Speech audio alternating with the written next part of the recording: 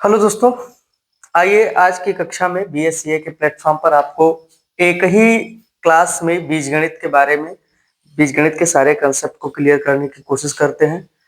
ये क्लास हमारी हमारे एक परम मित्र हैं जिनकी विशेष मांग पर हम इस क्लास को आप लोगों के लिए तैयार कर रहे हैं। तो आइए आज की कक्षा में हम बीजगणित के बारे में पढ़ेंगे।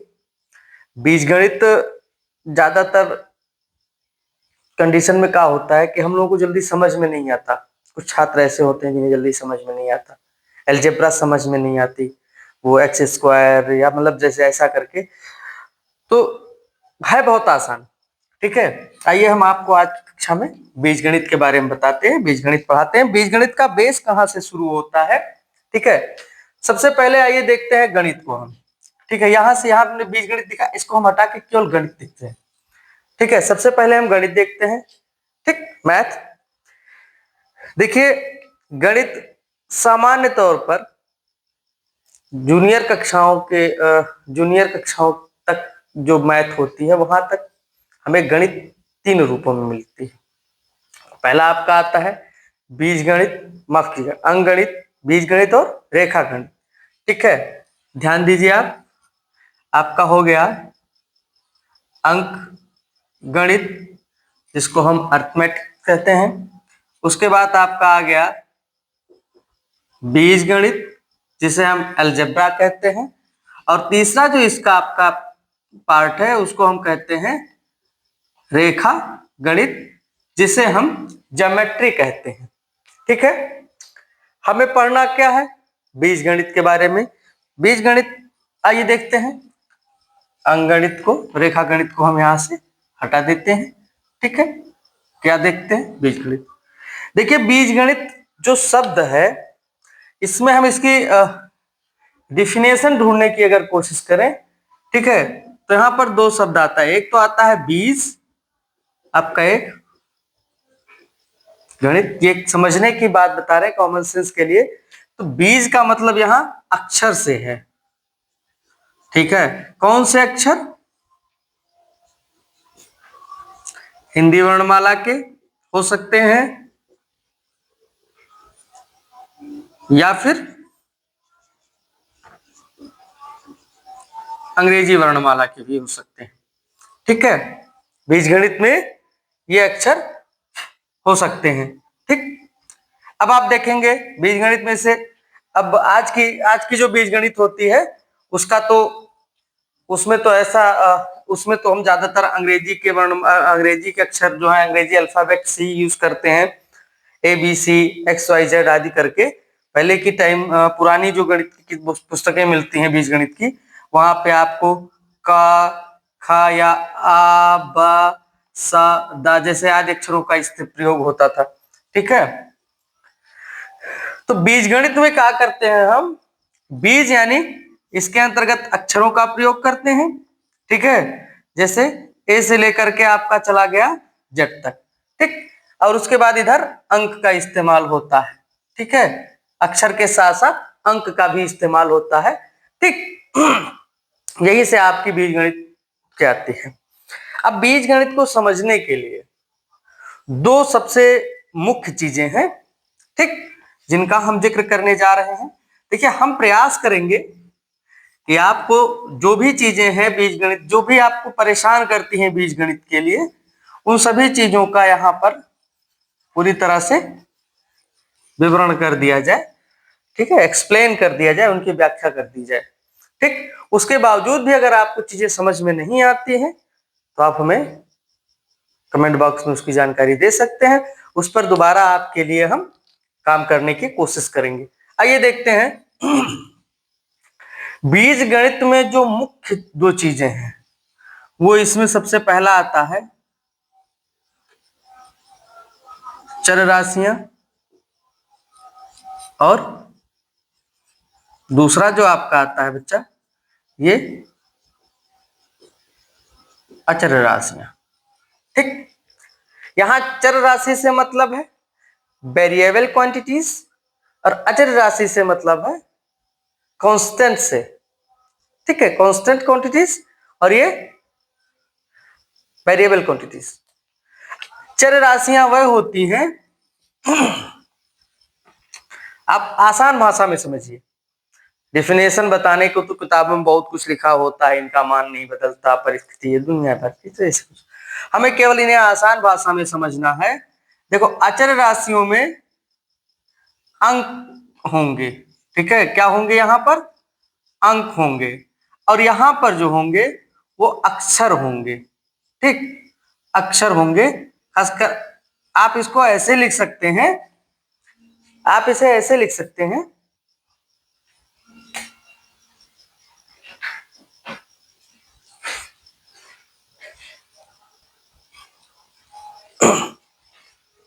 माफ कीजिए, अचर राशियां वह होंगी जिनमें अंक होंगे, आपके अंक, ठीक है, अंक आपके 1 2, ठीक है, 3, मतलब अंक होंगे, ठीक है, वो पूर्णांक, सभी पूर्णांक संख्याएं हो सकती हैं इनमें, ये अचर राशियां होंगी।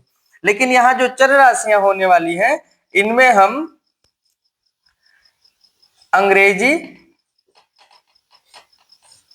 या हिंदी वर्णमाला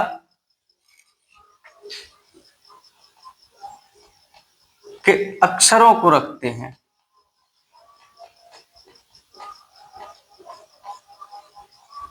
देखिएगा यहां पर अंग्रेजी या हिंदी वर्णमाला के अक्षरों को रखते हैं। अब कारण है भाई, देखो सीधी सी बात, जैसे मान लीजिए हमने यहाँ पर एक अक्षर ले लिया यक्स, जो नॉर्मली बीजगणित में सबसे प्रचलित अक्षर है यक्स, ठीक है, एक्स हमने ले लिया, या हम इसमें वाई रख ले, ठीक, या फिर मान लीजिए हमने ए कर दिया, बी कर दिया, ठीक है। अब ध्यान देना, यहां पे अचर राशि में हमने 1 2 3 लिखा, मतलब जो भी अंक होंगे, संख्याएं होंगी, वो इसमें आएंगी। देखने वाली बात यह है कि चर और अचर का मतलब है क्या, तो सीधी सी भाषा में हम यहां पर लिख सकते हैं कि चर राशि का, चर राशियों का मान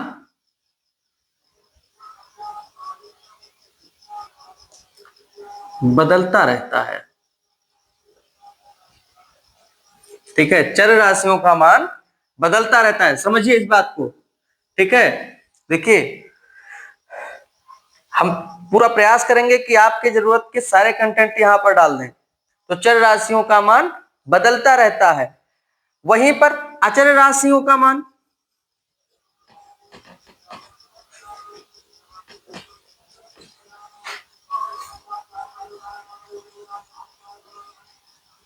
अचर राशियों का मान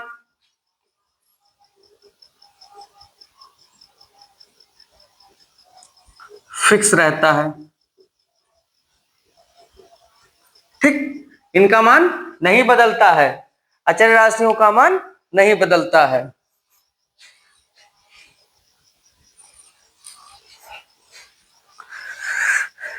ठीक है, तो ये होता है, अचर राशियों का मान फिक्स रहता है और चर राशियों का मान बदलता रहता है। उदाहरण के लिए हम समझें तो हम कह सकते हैं व्यवहारिक रूप से, देखिए हमने लिखा 3, तो हम जानते हैं कि 3 बराबर 3 ही होगा, ठीक है, इसमें कोई संदेह नहीं है, 3 बराबर 3 ही होगा। अगर हम यहाँ लिखते हैं 4 तो 4 4 के ही इक्वल होगा, है ना, ये चीजें हैं। लेकिन अगर हम यहाँ पर लिख देते हैं, ध्यान दीजिए, लिखते हैं x इक्वल टू 5, ठीक, हमने क्या लिखा, x इक्वल टू 5। अब आप समझिए यहां पर x 5 के बराबर रखा गया है, लेकिन वही हम किसी अदर क्वेश्चन में लिखते हैं x इक्वल टू 2, x बराबर 2, या फिर हम ये भी लिख सकते हैं x इक्वल टू -6। कहने का मतलब यह है कि आप देखिए यहां पर x को हमने 3 मानों पर प्रदर्शित किया है, मतलब हम इसे भी गलत नहीं कह सकते, इसे भी गलत नहीं कर सकते और इसको भी गलत नहीं कर सकते, बस वो समीकरण उस इक्वेशन के अकॉर्डिंग होगा जिसमें इसकी मांग होगी, ठीक है। इस हिसाब से देखें तो x का मान बदल रहा है, यहाँ पे 5 है, 2 है, यहाँ पे -6, तो मान बदल रहा है, x के जो है ये मान बदल रहे हैं। इसी तरह से, ठीक है, इंग्लिश का कोई भी अल्फाबेट हो या कोई भी अक्षर हो, ए ले लीजिए, बी ले लीजिए, तो इस प्रकार से हम ये देख रहे हैं कि जो अल्फाबेट है या अक्षर है इनके मान बदलते हैं, इसलिए इन्हें वेरिएबल क्वांटिटी या चर राशि कहा गया है। और ये होता है अचर राशि जिसका मान फिक्स है। ठीक है, ये हो गई बात। हाँ, एक बात और आपको हम बता दें, एक समझने वाली बात ये है, एक यहां पर एक बात उठ के आ सकती है, हम आपको बता रहे हैं। जैसे अगर मान लीजिए केवल 4 लिखा है, ठीक है, वो तो भाई अचर है, हमने लिख दिया 4, ये अचर है, ठीक है। लेकिन अगर हमने लिख दिया 4x, अब इसे क्या कहेंगे, चर होगा या अचर होगा? तो आप जान लीजिए ये पूरा जो संयुक्त रूप से है फिर ये चर राशि है, ठीक है। इसका मान बदल जाएगा क्योंकि हम 4 के साथ में x का मान रखेंगे और जब इनमें बीच में इनके गुणा होगा, मल्टीप्लाई होगा, तो इनका मान बदल जाएगा। तो इस तरीके से ये चर राशि है, ठीक है। आइए देखते हैं, आप चाहे तो इन्हें नोट कर सकते हैं, ठीक है। लेकिन अगर समझ में, हमें उम्मीद है कि आपको समझ में आ गया होगा जिस हिसाब से हमने आपको समझाने की कोशिश की है, ठीक है। आइए आगे देखते हैं।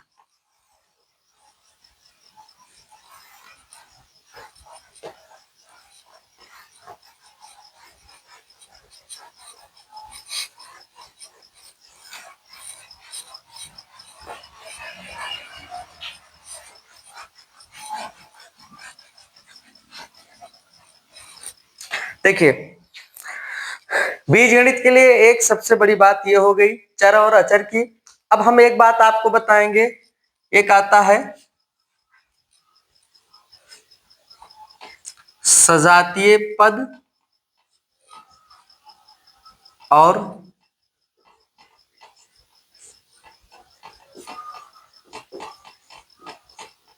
विजातीय पद। देखिए, यहां पे सजातीय और विजातीय पद, ये यहां ये बताने का केवल हमारा इतना मतलब है कि इसको आप समझ जाएंगे, इसका कोई ऐसा हमें डिफिनेशन नहीं लिखना है कॉपी या अपनी नोटबुक में। लेकिन अगर आप ये समझ जाते हैं तो आपको क्वेश्चंस को करने में बहुत आसानी होगी। देखिए, ये जो क्लास है हमारी आज की, ये किसी विशेष कक्षा के बच्चों के लिए नहीं है। ऐसा नहीं कि नहीं बस इसे केवल 9th वाले ही ध्यान देंगे या 10th के लिए है। ये हर उस बच्चे के लिए है जिसको अलजेब्रा से प्रॉब्लम है, जिसकी अलजेब्रा उसको समझ में नहीं आती है, हर उस बच्चे के लिए है। अगर आपको नहीं समझ में आ रहा, आप इसको देखिए, समझिए, और जो फिर आपको अगर एक्स्ट्रा डाउट क्रिएट हो रहा है, देन आप हमें कमेंट बॉक्स में अपना डाउट लिखकर भेजिए, उस पर फिर से काम किया जाएगा। सजातीय पद का मतलब हो जाए तो समान जाति वाले पद, और विजातीय मतलब हो जाता है बिना जाति वाले पद। समान जाति इन्हें हम 2 आधार पर रखते हैं, ठीक है।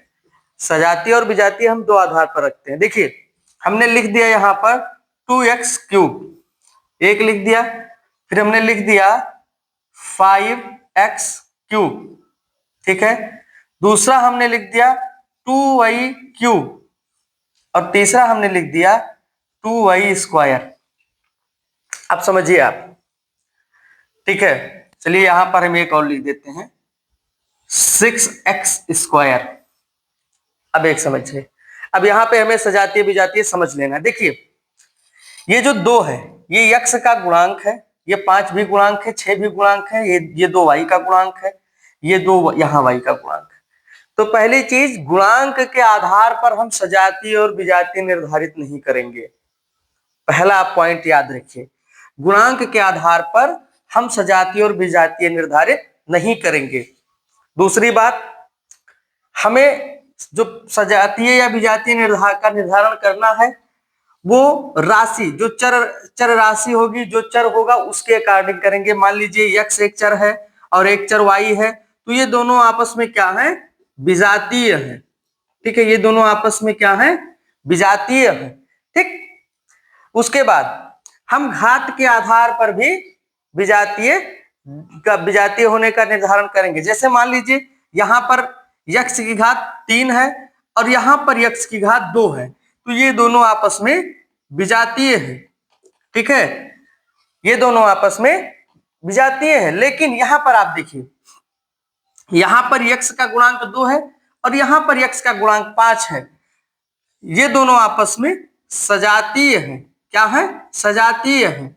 ठीक है, हमारी बात आपको समझ में आ रही होगी। ये गुणांक के आधार पर सजातीय होंगे, लेकिन इनका जो घात है, अगर घातें असमान है तो फिर आपस में विजातीय होने वाले हैं। जैसे मान लीजिए हम लिखते हैं 2x³ प्लस 5x³, ये जुड़ेगा हमारा, क्योंकि ये सजातीय है। 5 2 7x³, ठीक, ये जुड़ेगा। लेकिन मान लीजिए यहीं पे हम लिखते हैं कि 2x³ प्लस 5x²। आप समझिए, यहां पर जो घात है वो 3 है, यहां की घात 2 है, ये आपस में नहीं जुड़ सकते। इसको हमें डायरेक्टली ऐसे ही लिखना होगा। ठीक है, ये आपस में नहीं जुड़ पाएंगे।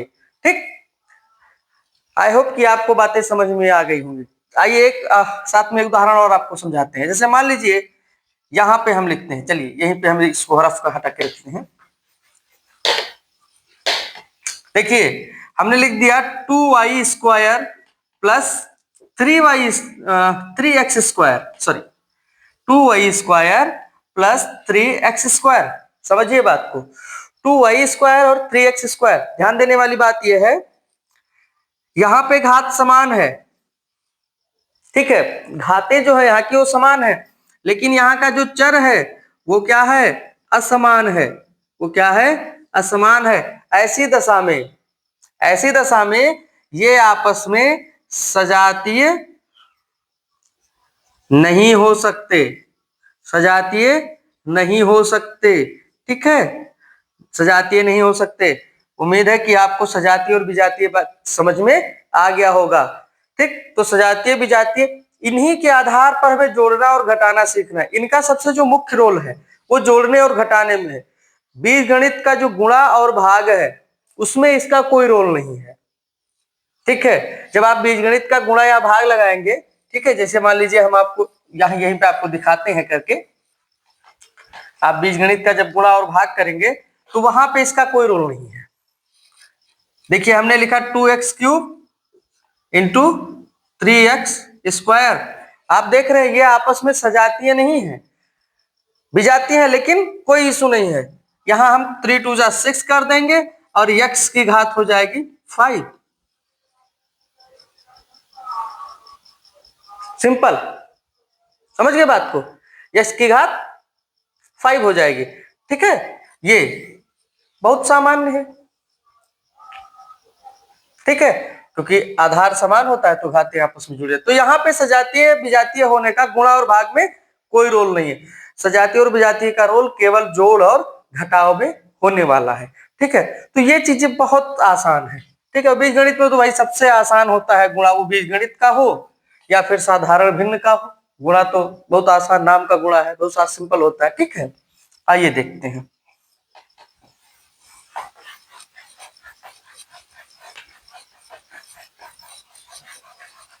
देखिए आज की कक्षा हमारी जो क्लास है इसका उद्देश्य केवल ये है कि आपके लिए सभी उन मुख्य बिंदुओं पर चर्चा कर ली जाए कि जिससे बीजगणित के प्रति आपकी जो एक हिटनेस है, आपका जो एक मतलब लगाव कम होता जा रहा है, वो आपका फिर से उसमें रुचि बन जाए, बीजगणित में आपको समझ आने लगे।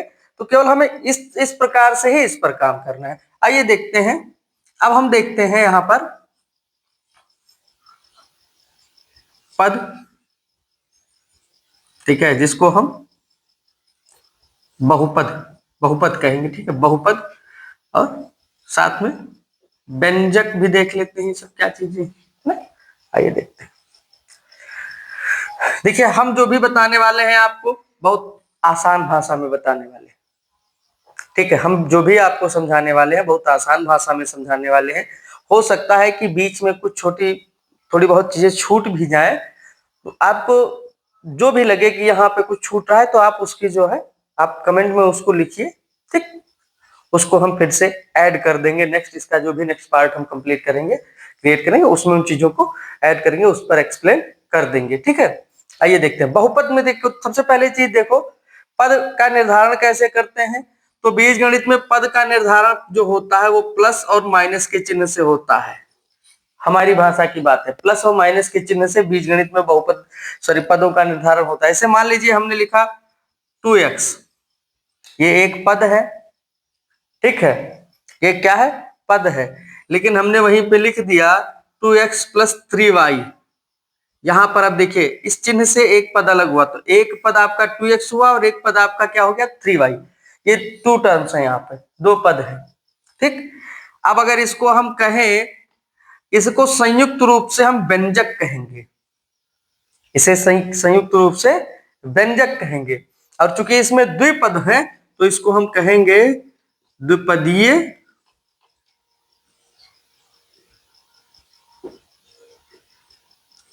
व्यंजक, ठीक है। संयुक्त रूप से इसको हम व्यंजक कहते हैं, इसमें 2 पद है इसलिए इसको हम द्विपदीय व्यंजक कहेंगे। इसी प्रकार से हम देखते हैं, मान लीजिए 2x plus 3y minus 4z, ये भी एक व्यंजक है, लेकिन इसमें चूंकि 3 पद हैं तो इसको हम त्रिपदीय व्यंजक कहेंगे। या फिर इसके ऊपर से हम इसको बहुपद कहने लगते हैं, ठीक है, इसको हम बहुपद भी कहने लगते हैं, मतलब अनेक पद, ठीक है। अब 2 पद, एक पदीय व्यंजक, द्विपदीय व्यंजक, त्रिपदीय व्यंजक, चतुष्पदीय व्यंजक, तो इसको फिर हम बहुपद कहने लगते हैं बच्चे, ठीक। ये हो गया। इसके बाद घात के आधार पे भी आता है, घात के आधार पे बहुपद होता है, ठीक। द्विघात बहुपद, त्रिघात बहुपद, ठीक है, रैखिक बहुपद, ठीक। आइए इसको भी एक बार हम आपको बताते चले। ये हो गया व्यंजक पद के आधार पर आपका, ठीक है।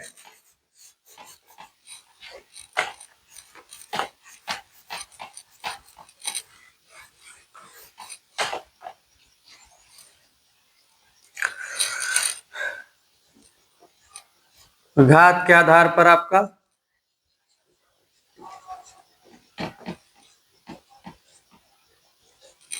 बहुपद, ठीक है, घात के आधार पर आपका बहुपद, ठीक। देखिए हमने मान लीजिए यहां लिखा 3x प्लस 4y। अब यहां पर आप देखेंगे x की घात क्या है, 1 है, और y की भी घात 1 है, ठीक है। यहाँ कोई घात नहीं लेगी, इसका मतलब यहाँ घात कोई ना कोई एक घात होगी, मतलब इसकी अधिकतम घात जो है 1 है। इसलिए ऐसे बहुपद को हम रैखिक बहुपद कहते हैं। कौन सा बहुपद कहते हैं, रैखिक बहुपद कहते हैं। वहीं पर मान लीजिए हमने लिखा 2x square plus 4y minus 4। यहां पर आप देखिएगा, अब एक बात समझिए, अब आपके मन में एक कंफ्यूजन आ सकता है कि भाई यहाँ इसकी x की घात 2 है लेकिन y की घात भी 1 है ना। यहाँ x की घात 2 है, y की घात 1 है, तो हम इसको क्या कहेंगे, तो हमें इसकी ये जो व्यंजक होता है पूरा, इसकी जो अधिकतम घात होती है, ठीक है, अधिकतम जो घात है उसको यूज करेंगे, मैक्सिमम एक्सपोनेंट को। तो अधिकतम घात इसकी 2 है, तो इसको हम कहेंगे द्विघात बहुपद। समझने के लिए आप लोग ध्यान रखिए।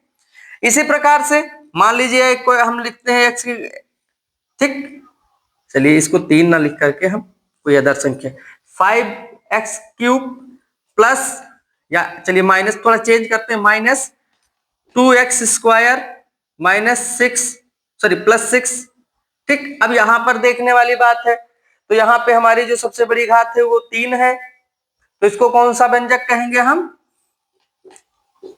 त्रिघात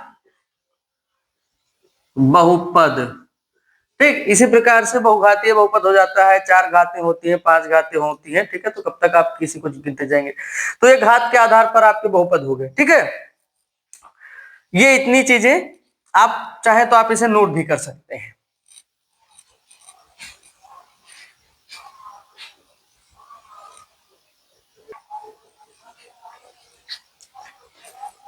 चलिए ये चीजें हो गई, ठीक है। अब इसके बाद हमें सीखना है बीजगणित के लिए जोड़ना सीखना है हमें बच्चे, ठीक है, जोड़ना हमें सीखना है। तो ये आज की क्लास को हम यहीं पर एंड करते हैं। उम्मीद करते हैं कि आज की जो जितनी भी चीजें हमने आपको, ठीक है, मेजर चीजें जो भी आपको बताई हैं वो आप सभी को समझ में आ गई होंगी, ठीक है।